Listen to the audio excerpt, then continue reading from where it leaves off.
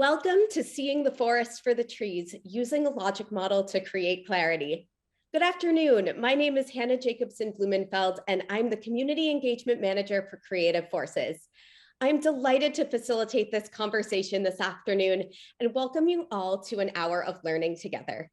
The purpose of the webinar today is to introduce the concept of logic models and familiarize everyone with the Creative Forces Community Engagement Grantee Logic Model. Creative Forces NEA Military Healing Arts Network is an initiative of the National Endowment for the Arts in partnership with the U.S. Departments of Defense and Veterans Affairs that seeks to improve the health, well-being, and quality of life for military and veteran populations exposed to trauma, as well as their families and caregivers. Creative Forces is managed in partnership with Americans for the Arts, the Henry M. Jackson Foundation for the Advancement of Military Medicine, and Mid-America Arts Alliance. The community engagement component of the Creative Forces initiative has been developed through Community Connections projects, which took place between 2018 and 2020. These projects occurred across the country in locations near existing Creative Forces clinical sites. These projects were varied and diverse and all helped us to identify outcomes that are also informing our current Creative Forces Community Engagement Grant Program. The projects have been inspiring and impactful for so many reasons and have also provided really important guidance on how to understand and work toward best practices in the community setting for military-connected populations. Today, we'll be joined by the fantastic Community Connections project teams from ArtSpark in Austin, Texas, and So Say We All from San Diego, California. These projects recently completed logic model workshops with us and are here to share lessons learned about developing logic models and using them. And we're excited to talk to them a little bit later. But first, it is my pleasure to share the screen with Dr. Kelly Felto. Hi, Kelly. Dr. Kelly Felto is the Metrics and Evaluation Manager for the Community Engagement side of Creative Forces. She has a BFA in Painting and Printmaking and a PhD in International Development and has over 25 years of experience as a program evaluator. Kelly and I recently completed monitoring, evaluation, and learning, or what we call MEL consultations, with 12 of the Community Connections projects from Creative Forces to support capacity building in MEL. So we've spent a lot of time sharing the screen together.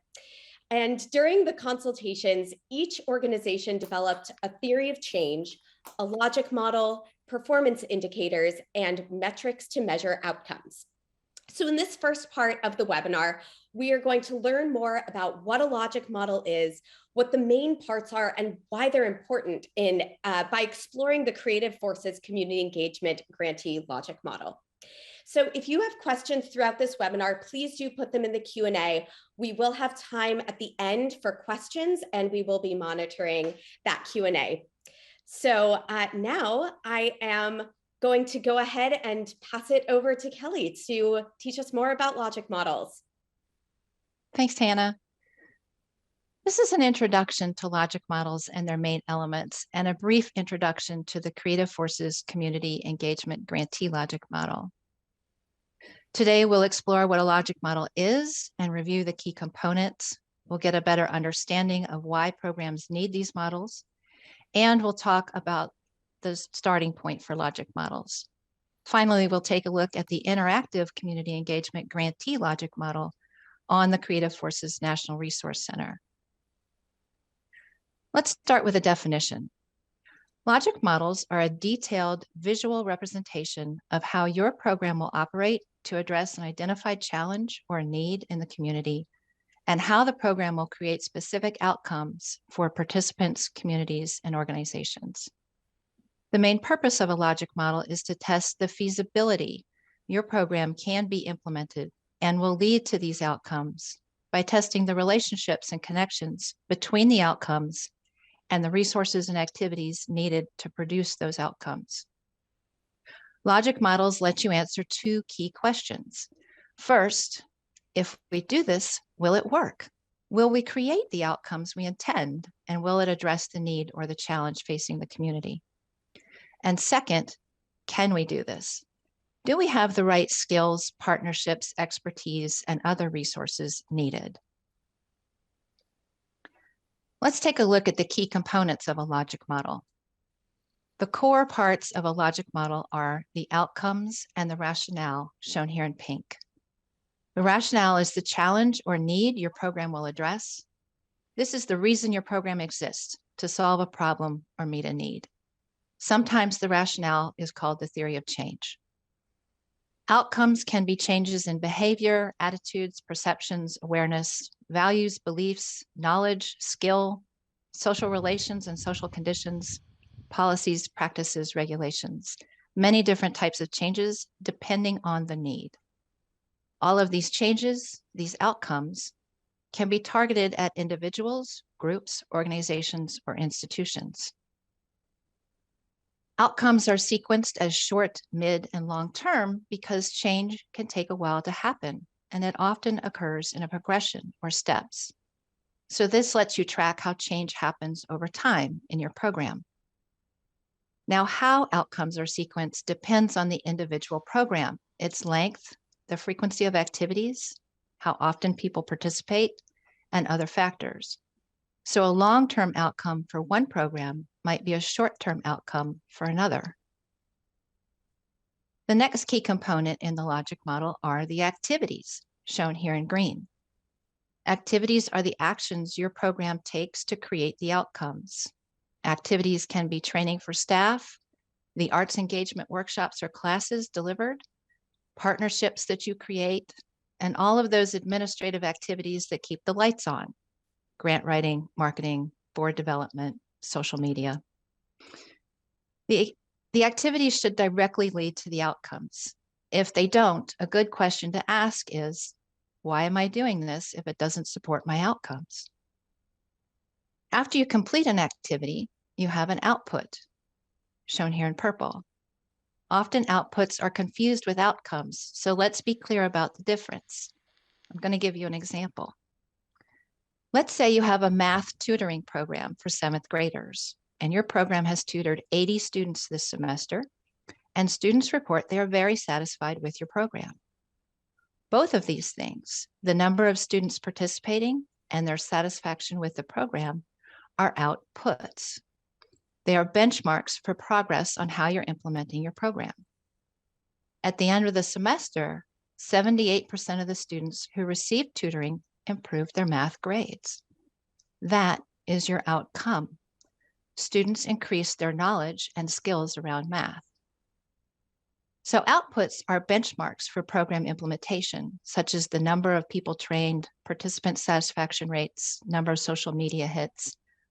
And the outcomes are the change that happens in the individuals, organizations, or institutions after you reach the output. Finally, we have the inputs, and these are the resources you need to implement your program. Anything from funding to computers, staff and time, materials, and space. There are many reasons for a logic model, but the most important one is that they increase the likelihood your program will succeed and that you can show your success to stakeholders. They are the first step in designing a program and ensuring you are meeting a community need and your program has a purpose. They act as a program map, communicating your purpose externally and internally so that staff and stakeholders are on the same page and have a shared understanding of the program's goal, results, and how to get there. They improve program design, implementation, and evaluation, and expand your ability to monitor program success and easily report on it, especially through the outputs. They demonstrate to funders how your program should work. They provide a sense of good stewardship for funding, and they quickly tell funders about your program. Creating a logic model starts by defining the challenge or need that your program is going to address. So determining and stating your rationale or your theory of change. Then determine what the changes are that should happen if you are successful in addressing the problem and meeting the need. These are your outcomes. As I mentioned earlier, outcomes can be changes in skills, knowledge, attitude, behavior. It all depends on the problem you're trying to solve or the need you're trying to meet. Together, the rationale and outcomes show the cause and effect relationships that are the foundation of every program and every logic model. These two things are the focal point of the logic model. Everything else in the logic model flows from these two things. The rationale for Creative Forces community engagement projects was developed through our community connections projects, which identified the following needs. Programs that are military culturally competent, that improve health and well-being of military connected participants. Programs that are designed to meet specific needs of local and now virtual military connected communities, so one size does not fit all. Partnerships that recognize the value and impact of arts engagement and support sustained programming. So educating partners about the value of community arts engagement. To address these needs, Creative Forces builds the capacity of community arts organizations in military cultural competency, program monitoring, evaluation, and learning, and creating partnerships, so that community arts programs create outcomes for military connected participants. So we have two sets of outcomes. The first set of outcomes are organizational for grantees and partners. Become a networked organization through partnerships and networks that support the design, implementation, and evaluation of culturally sensitive programs. Strengthen capacity, which includes gaining skills in military cultural competency, identifying community needs, monitoring and evaluation, and building partnerships. And increase the value of the arts among non-arts partners through partnerships. Creative Forces believes the grantee organizational outcomes will lead to any of these four long-term outcomes for military connected participants. Increased creative expression that leads to a better understanding of themselves and others. Increased social connections and sense of belonging. Increased resilience. An improved sense of independence and adapting to civilian life that includes a sense of purpose, increased sense of self-worth, and adjusting or transitioning to civilian life. Let's take a look at the interactive Creative Forces logic model on the National Resource Center. If we look at the top of the page, it walks you through the rationale and the outcomes. Below that, the interactive logic model lets you view either the emerging or advanced tier for the grants program. You can get more information on each of the logic model elements by clicking and opening a window that gives you details. Let's look at the emerging tier, starting with the outcomes. If you click the outcomes, you can see how the participant and grantee outcomes are sequenced as short, mid, and long term, and what they mean. Grantees will determine which of these outcomes will be part of their program based on their rationale and the need they are trying to meet. To achieve these outcomes, grantees conduct any of these activities depending on their outcomes. The activities are listed under different headings related to program implementation, technical assistance provided under the grant, and the many ways an organization could provide arts engagement using a variety of arts disciplines. Depending on the outcomes and activities, a program will produce any of these outputs. These are organized based on the activities, identifying needs, building capacity, delivering the arts engagement activities, and participating in technical assistance. The inputs list the resources needed to deliver the activities and produce the outcomes. Now, I have worked backwards through our logic model because that is the process for creating one. Visually, they work left to right, starting with inputs through outcomes. The interactive logic model lets you move in any direction and switch between the grant tiers. I'm going to throw it back to Hannah now. Great. Thank you so much, Kelly. Really appreciate you sharing all of this as always. And now taking all that you've just shared with us about logic models, I want to transition to our discussion with ArtSpark and So Say We All to talk about the process we all went through together in the MEL consultations through Creative Forces as community connections projects, and learn more from you all about how that process went and what you're doing now with these logic models. So I'm going to introduce our speakers now. Hi, everyone. So I'm delighted to welcome everyone to the screen, starting with ArtSpark Texas. ArtSpark Texas is based in Austin, Texas, and challenges perceptions of how people contribute by creating an arts-inspired, inclusive community of individuals with diverse abilities. And from ArtSpark, today we have joining us Celia Hughes, the Executive Director. And Celia Hughes has over 40 years of experience working in the arts, mainly focused in theater, film, and music as a teacher, producer, artist, and administrator. She's worked alongside people with disabilities for over 30 years. In her role as Executive Artistic Director of ArtSpark Texas, she develops and oversees inclusive arts programs in partnership with public schools, community and veteran centers, cultural arts facilities, and disability service organizations across Texas. As a daughter of two World War II veterans, she believes in the power of the arts to bring healing and peace to our returning warriors. So thank you and welcome, Celia.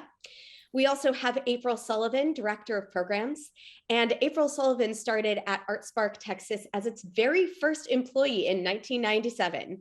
She continued her arts administration career at the Austin Museum of Art, Laguna Gloria, and returned to ArtSpark in 2002, where she has been ever since.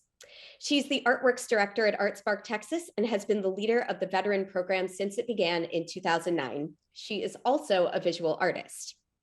And finally, we have Denise Knebel, the program manager, teaching artist, and Chief Master Sergeant, retired U.S. Air Force.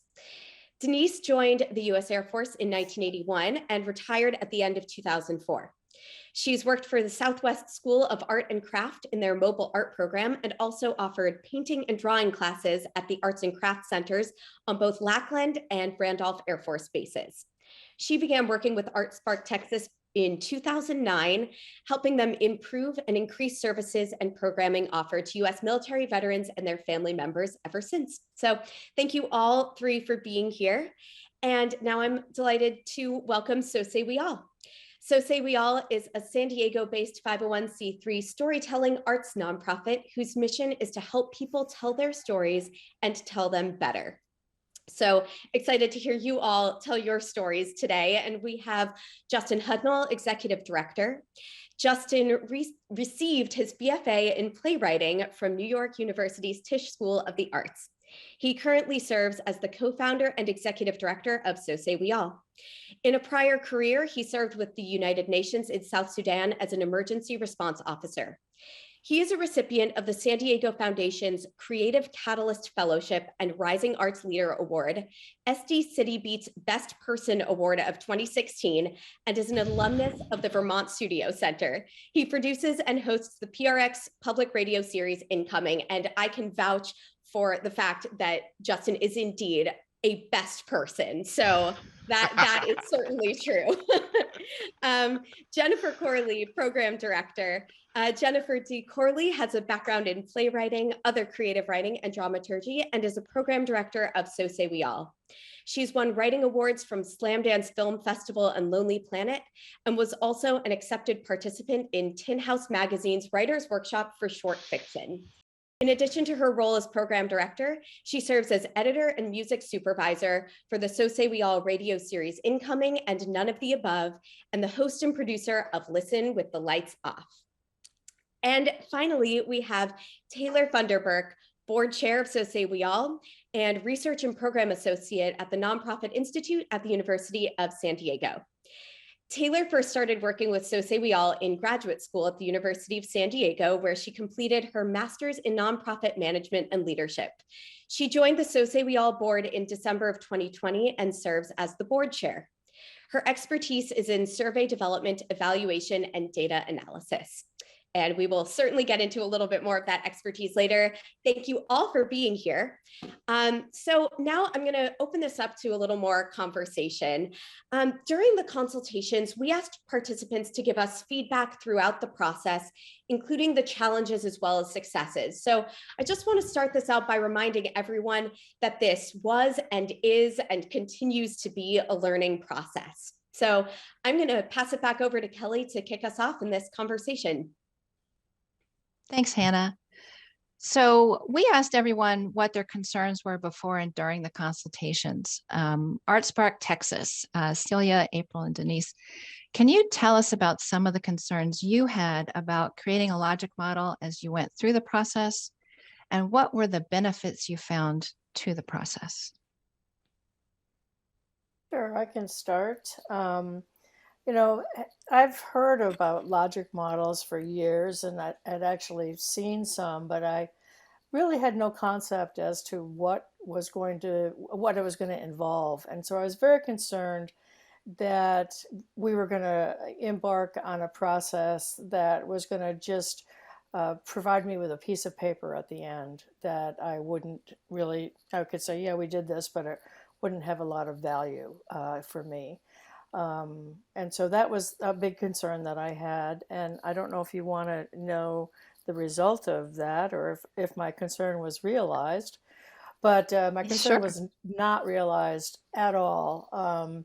From the first day, from the questioning and the guidance that we were getting from Kelly, and the deep, rich conversations that April and Denise and I were having around our programming, was remarkable. And I came to realize that the process was where the learning was going to take place, and that the gift was going to be the piece of paper at the end that documented everything that we had talked about over a period of months.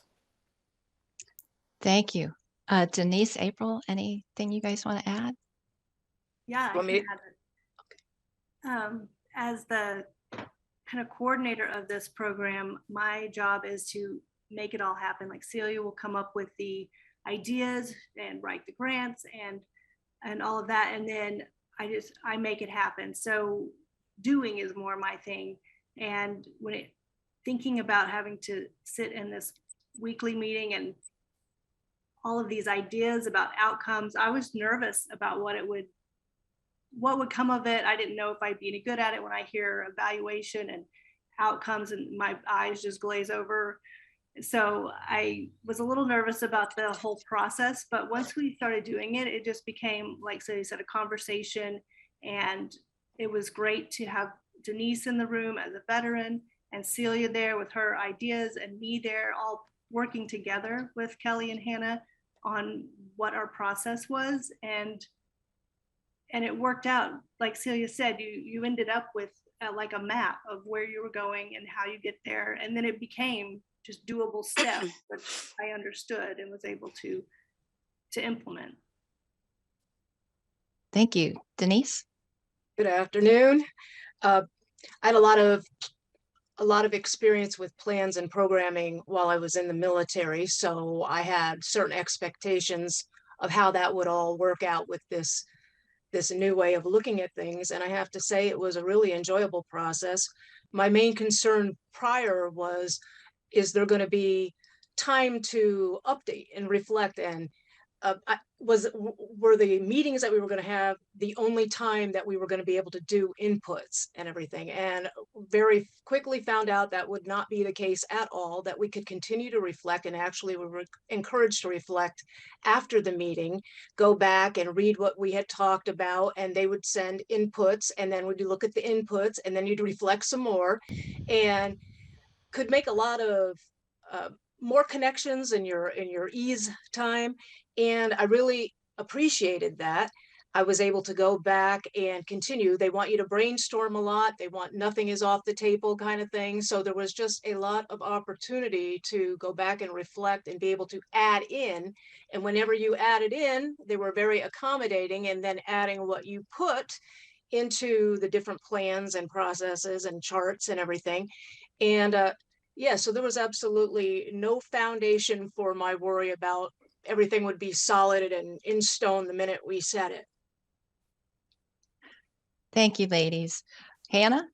Yeah, that's great. Thank you all so much. And to that point, Denise, things certainly do evolve. So say we all. Any thoughts on your concerns and any of the evolution there? I can go.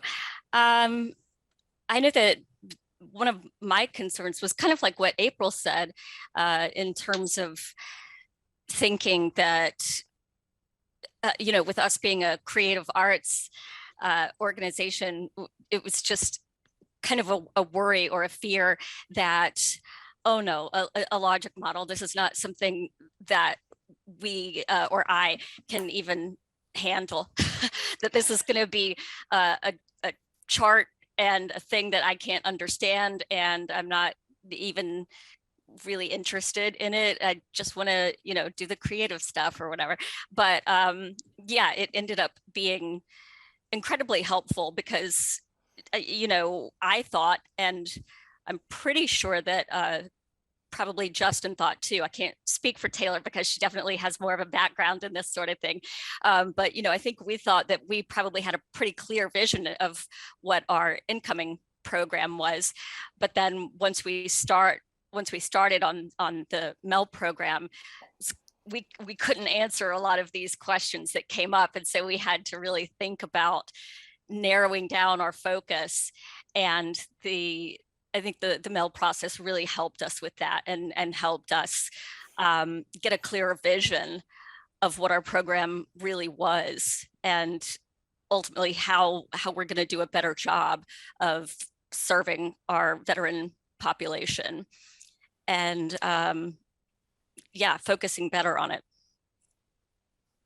So interesting that you say that about the sort of push-pull of the creative part with the logic model, and that it actually ended up freeing up some space to really think about that creative part, which I think is a really key point.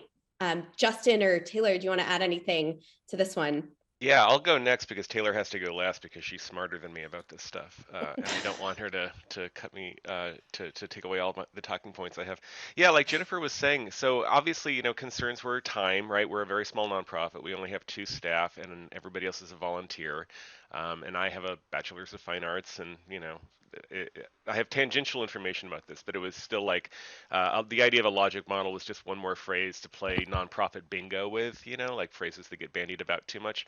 But what was incredible about the actual process is, initially thinking about this, we were thinking, or I was thinking, that all of our programmatic information would feed into the logic model, and it would be a one-way direction, right? We just put this stuff in, we go left to right, and then we have this thing, and then, okay, now we can replicate and we can fine-tune and all of that. But what I actually found in practice was it was much more like 2 mirrored screens, whereas you're creating your logic model, you're actually seeing and identifying moments to ask yourself about your programming. Well, why do we do this, right? Is it because we've always done it, et cetera? And so we were actually able to fine tune a lot of our programming, reduce some of our offerings, and streamline them down so that we were offering our constituents exactly what they needed in the most efficient, best way possible. And we've also found that beyond programming, it's informed how we pursue sponsorships, how we conduct fundraising, even how we are looking to hire future staff, because we have such a cleaner idea of what we do and therefore what we need. So yay, logic models. I love it. Taylor, do you want to add any? I mean, this was a question about concerns. I love that it's become a question about how all those concerns were allayed during the process. But anything you want to add to this one before we move on to some other conversation? Sure. I'll keep my responses quick because I think my awesome partners and Texas really hit the nail on the head, right? I came in with a background in evaluation, so doing a logic model itself was not daunting to me. It's something I had a lot of background in, but as many times as you do it, it's different every single time, right? So I think kind of going into it, it wasn't so much concern, just intrigue of how are we going to approach with different programs that we already had built out. Because oftentimes logic models are done first and programs are built after in a perfect world. That's not always how it happens. So how do you backtrack from what you already exist? And I think as we dove into it, I mean, just as Justin was saying, it helped us really ask those questions of, well, what's really ancillary and what's really important that we need to keep going forward that is answered, or that we do want to capture in our outputs and outcomes as we get to the further evaluation side that the logic model feeds in, right? So it's kind of thinking about what are the next steps, and it's not done in a day. So those concerns of, are we going to try to get through this too quickly? But we had plenty of time, so many meetings that really helped us work through it one step at a time, that it took the dauntingness really down to a very tangible level. That's great. And I think a really good transition to our next question, which is going to be with Kelly. Yeah, thanks, Hannah. Well, first, I'm glad that we allayed everybody's concerns and fears. As I mentioned to you all at the beginning of our mail consultations, this isn't rocket scientist. I don't work for NASA, so it's doable. So I want to ask Celia and Justin what surprised them about the logic model process and what they learned from the process through the lens of the executive director. So let's start with Celia. Okay, thanks, Kelly. I kind of want to follow up a little bit on what Taylor said, in that I was concerned heading in that we were going to be looking at a program that we had been running for several years, and that it was going to be about looking back at what we had done and sort of evaluating what we had done. And I didn't think that that's what I wanted to do.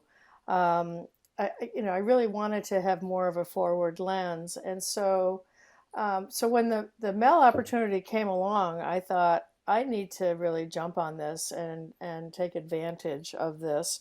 I had no idea how it was going to work, and I was really pleased. I came to look forward to our early Monday morning calls, where for an hour we just set aside time for an hour to just talk, and talk substantively about what we were thinking, what we were wanting, what we were observing, and then have the magic of Kelly put it all in a chart and give it back to us that we could reflect on.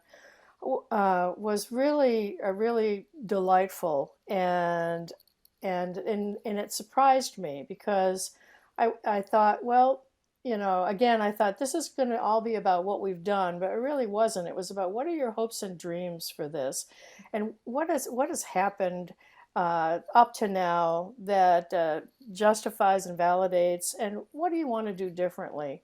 And I really appreciated that, and was surprised and pleased with the way we were shepherded through the process.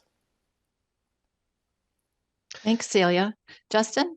Yeah, I mean, I know that logic is in the title of logic model, but I was really impressed with how much we were able to kind of really focus in on the actual logic of why we do what we do and how we do it.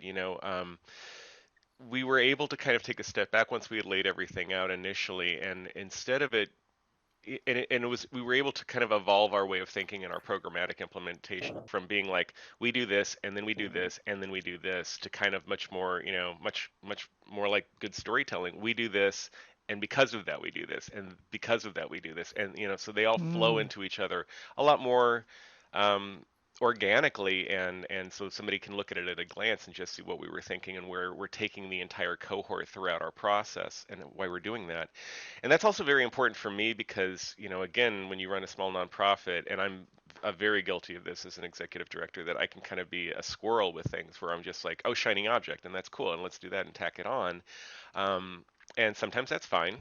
And sometimes you really need to kind of reinvest in what you do really well and not try to fork off in too many branches.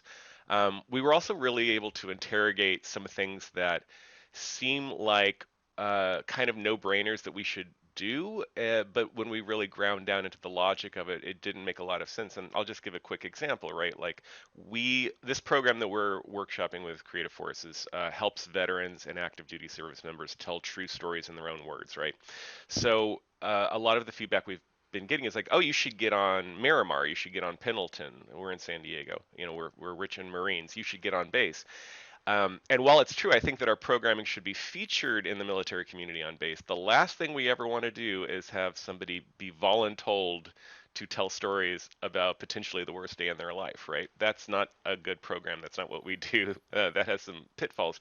So we were able to really thread the needle and put it down where we're going into the military community and what the best practices are, to do no harm and have a great impact, hopefully. And that's a great point, Justin, that both of your logic models, you and Celia's, included the outcomes for the participants, but you also had organizational outcomes and plans in your logic models as well. Mm-hmm. Absolutely. Yeah. Great, thank you. And, each of these organizations on that note included team members in your MEL consultations who have unique expertise. And as we're talking about some of those best practices and impact, I'd like to bring on ArtSpark, as they included Denise, who is both a veteran and a teaching artist. So I'd like to ask all of you a question and then ask Denise a question from her perspective. So first, to all of you, how did having Denise as part of the team impact your logic model design and your understanding of participant needs? Well, because Denise is part of our team, but also a participant, she was able to give us that view from that side of it. And as a veteran, which Celia and I are not, she was able to give that viewpoint, which was, I think, very valuable.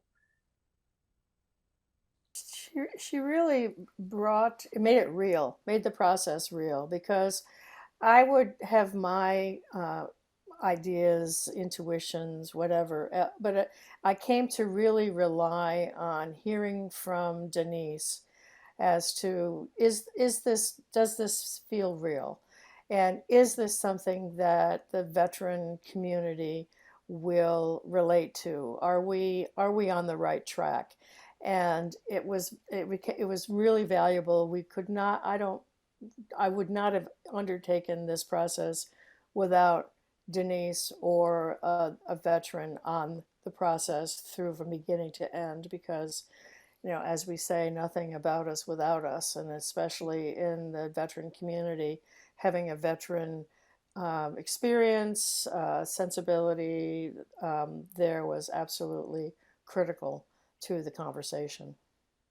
Yeah, that's great. And I think having that voice in the room really does make a huge difference. And so, Denise, I want to ask you, well, there are a lot of questions that we may save one or two for the Q&A section, but for now, would love to know, how did being a part of this process change the way you thought about developing a program?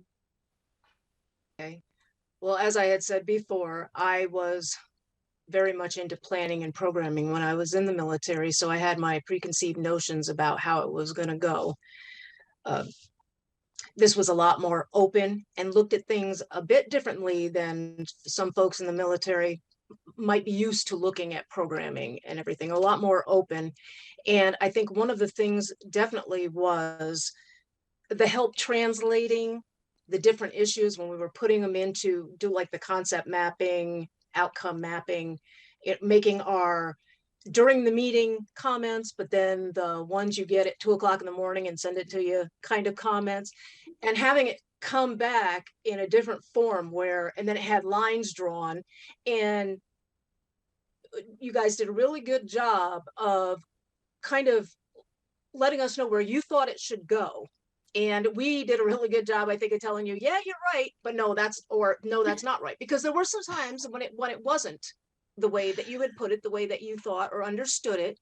And so I have to say that it began to make more sense to me when I saw those connections, not just thinking about it or hearing about it, but when you guys came in and Kelly, you made those connections with the arrows and everything, and we did the mapping. That was really, really helpful to me to be able to wrap my head around everything that was going on up here, and as you said, in the head and the heart, and actually put it together in a plan that actually made sense and had a direction.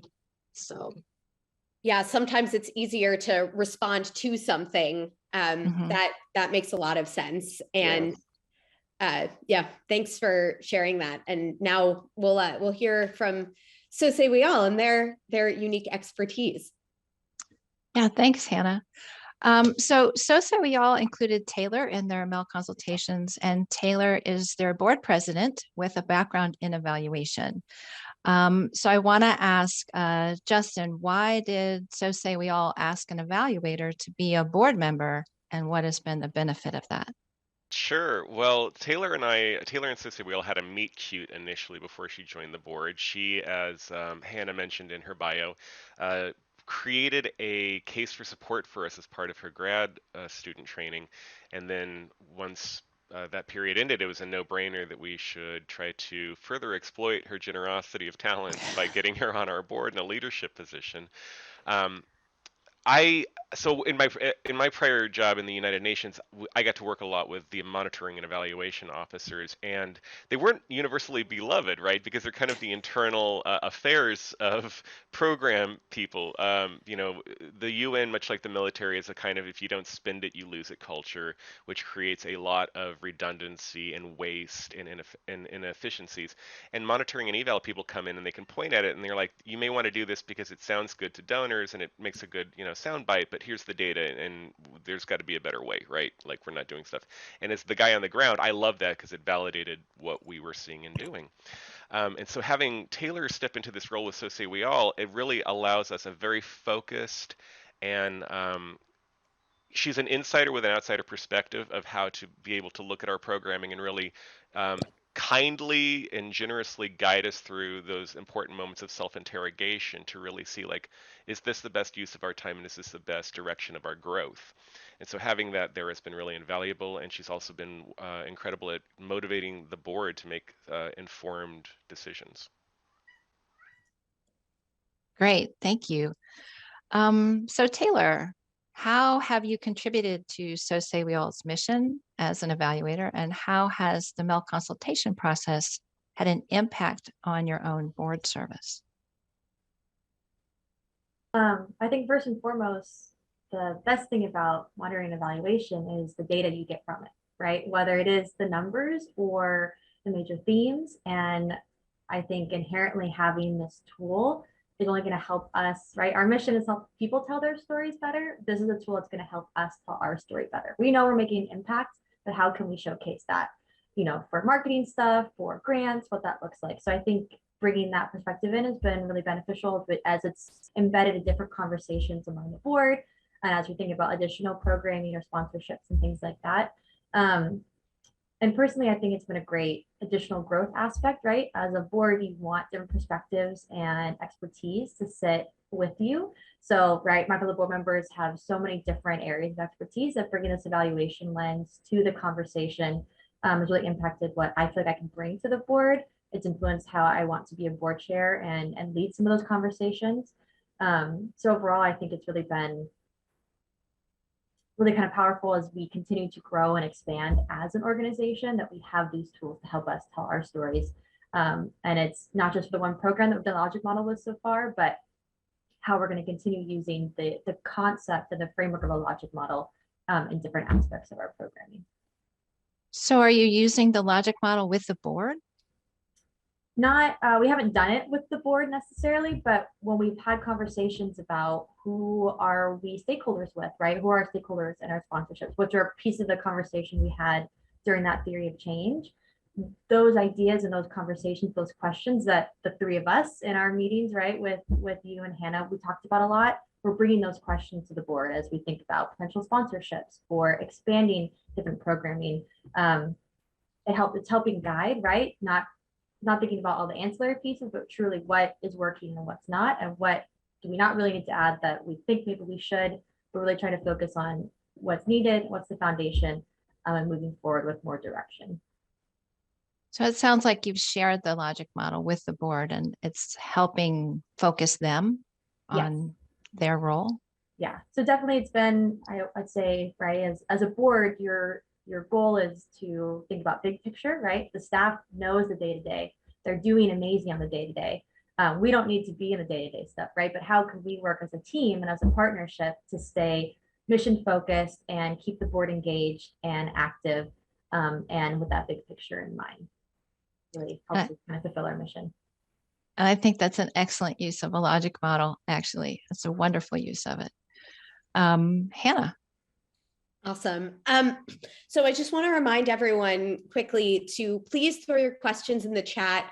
We will save a few minutes at the end for any questions, but we're going to keep rocking over here and chatting until there are some questions. So please feel free to throw those in. And in the meantime, I'm really thrilled to talk to Jennifer and Taylor and Denise and April as program managers and leaders of these organizations, so that we can get into some of the details of how this really looks operationally and on the ground. So how have you all been using your logic model since completing the MEL consultations? The $1 million question. Are these helpful to you? Yeah, it's been very helpful. We've used it in terms of, well, looking it over, and now I have the outcomes, the short term, the long term, the midterm. I can look at those and see when to start evaluating our participants and how to evaluate them after they take a class. We have some workshops coming up, so I'll be able to implement that immediately. And also just in terms of my communication with other veteran organizations, I feel like it's given me more confidence to be able to talk to them as partners, because we did that part where we talked about partners and what their motivations were. And I can use that information and the information on kind of our needs, assessment of our needs and our goals, and be able to talk to them a little bit better about how we are able to serve veterans, and that it makes sense, and what we're doing by having an art program, a songwriting class, and how that works its way back to helping a veteran reintegrate or something, so that's how I've been using it.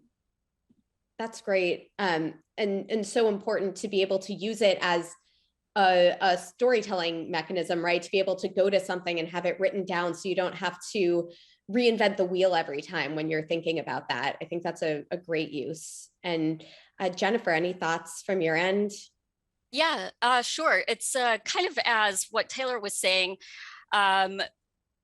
We've been, Justin and I especially have been talking about how our veteran and current service member program incoming, we haven't even implemented it yet for this coming year, but we've talked about how our logic model plan can be implemented with other programs even. Then we bring it up a lot more than we thought we would, actually.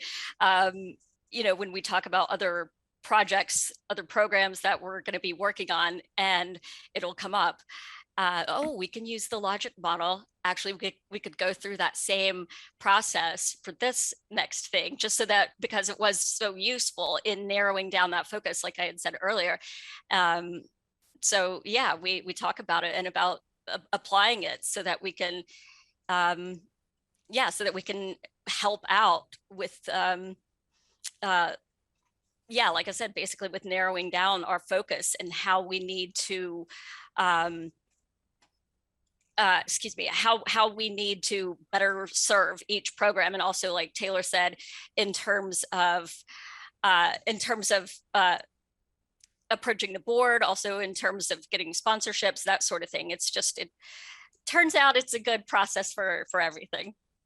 That's great, because it's, in a lot of ways, it's sort of the opposite of what a lot of you brought up about your concerns about it, that it would take away resources, or it would take away time that's so precious to you, especially as small organizations. And in fact, it's helping you save resources and time because of that prioritizing element of it. It sounds like part of what you're saying. Is that a good way of thinking about it?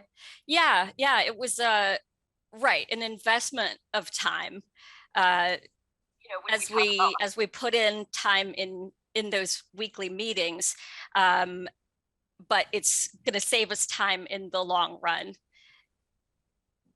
It's going to keep us from wasting time. Love that. That is critical. And on the note of time, I'm going to quickly pass it to Taylor or Denise, if you want to add anything, any last thoughts to this before we jump into the Q&A. Looks like we have a couple questions rolling through. Oh, wonderful. No, I'm just going to say, adding on to what Jennifer said, you're not spinning your wheels, not recreating. You're able to focus a little bit better in that, and in the long run does save you time. are you on the right track? We had a lot of things planned, and we were able to then analyze and see, okay, we're on the right track. Yeah, so a lot of the things that we had going on already were kind of validated by this process, and now we can go on and continue to develop them and look into the future. You know, we've got this as our background. We can now look at our different programming. I'm not really part of the other parts of ArtSpark, but I know that they'll be able to now use this in their other parts of programming too, which I think is quite exciting. That's great. That's great. And Taylor, I'll toss it to you for any last thoughts on this one. Yeah, I think Jennifer hit it right on the nail of the head for us.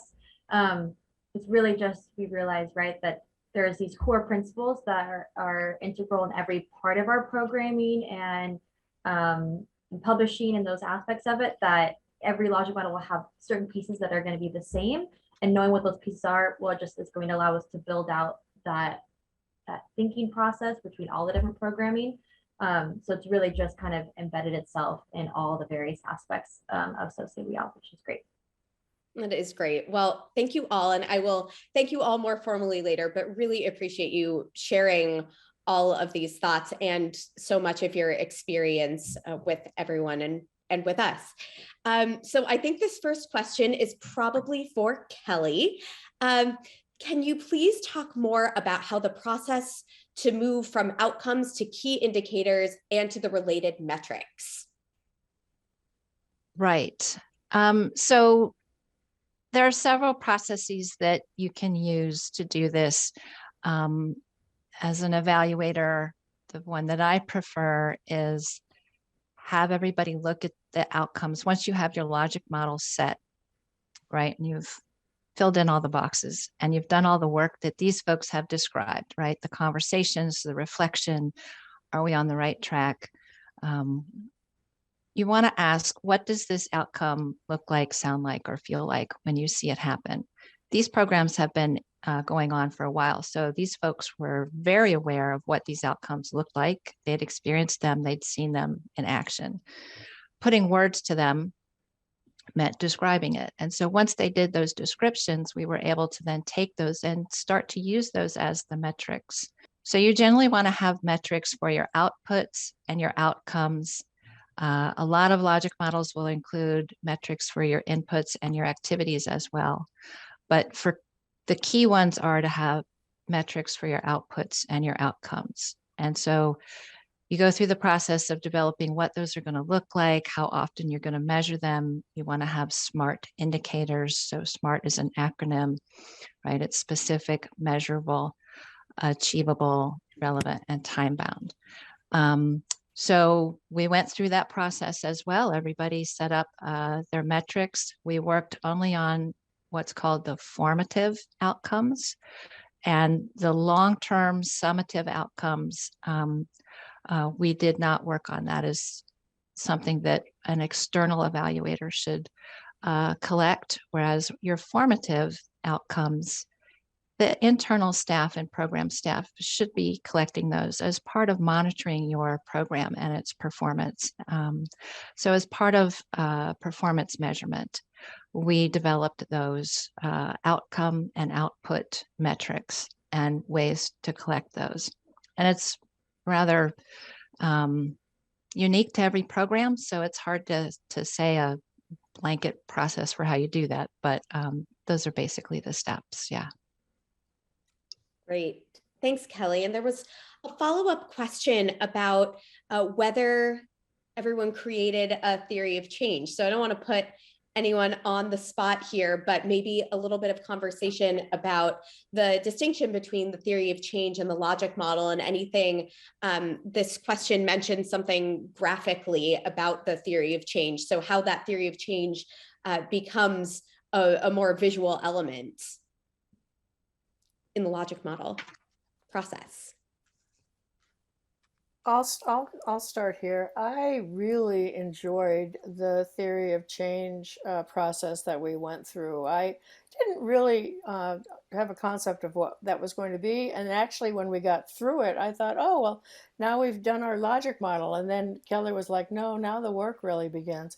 But the theory of change was was really, that's where we really kind of peeled the onion and looked at all of the layers of what we had been doing over the last 11 years, and put like Kelly said, put words to what it was, put words to what our outcomes were, what our feelings were, what we were pretty sure we were seeing as outcomes and outputs. But now we were able to talk about it again amongst the three of us and the five of us actually with Kelly and Hannah, and create a beautiful visual picture through words of what it was that our hopes and dreams for the program and how we were going to get there. So it was, we couldn't have done the logic model. It wouldn't have been the same. We wouldn't have ended up where we were with the logic model if we hadn't spent several months really just talking about the program and what it is that we're trying to accomplish through our program. It was really, really valuable. A beautiful response. Thank you, Celia. And we have about 1 more minute if anyone would like to add anything to that on the theory of change. I'll jump in first. So say we all, I mean, that I think really captures how it worked for us as well. But I think, right, the theory of change and logic model really goes hand in hand. They're tools that should be used really collaboratively. And oftentimes I think of theory of change, right, as this really solid narrative format of, you can say in your head, right? Sometimes you think about something in your head and you're like, oh, I can do this so beautifully. And then you start writing it down and you're like, oh, what are the words that I really need to use to help kind of get somebody else to understand it or really think about the start to finish and the outcomes and the results and the problem statements.